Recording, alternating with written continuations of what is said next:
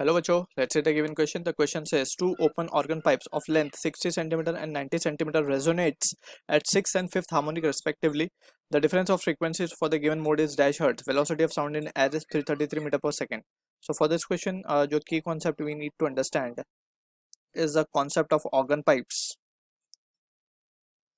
Organ pipes. So basically हमें दो open organ pipes given है.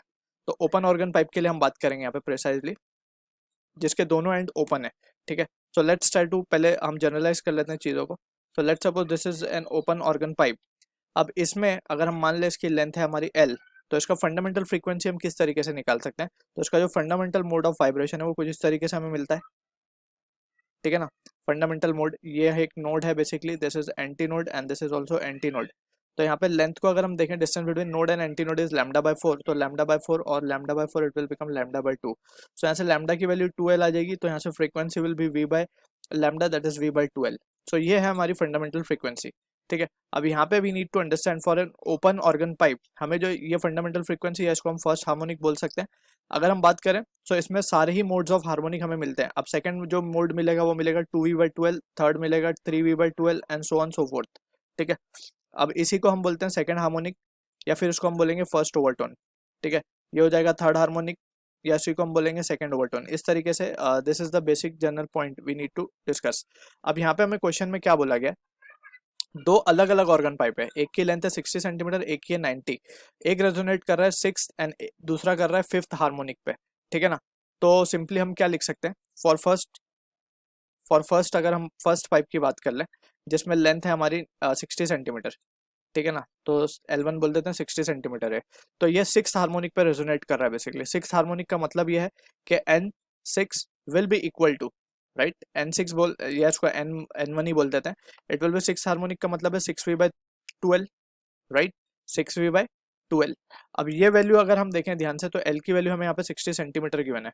तो हम क्या करेंगे, इसको सब्स्टिट्यूट कर देंगे वैल्यू.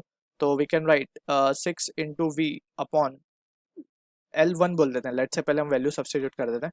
सिमिलरली सेकंड पाइप के लिए अगर हम बात करें तो L2 हमें 90 सेंटीमीटर गिवन है और वो 5th हार्मोनिक पे कर रहा है resonate. So N2 will be what 5v/12, right. So इसको हम लिख सकते हैं 5v/2L2.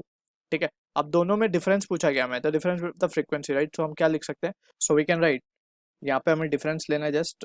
तो हम लिख सकते हैं कि N1 minus of N2 will be equal to, N1 हमें पास है 6v/2 into L is 0.6, right. v को हम बाहर ले लेते हैं जो कॉमन है basically, that is the velocity of sound in air, minus of ये हो जाएगा 5 डिवाइडेड बाय 2 इंटू 0.9, राइट.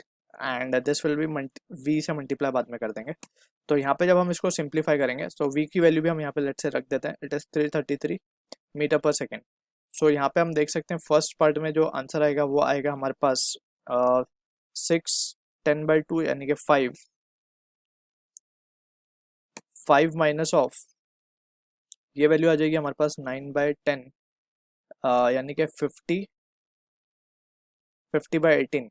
50/18 का मतलब है 25/9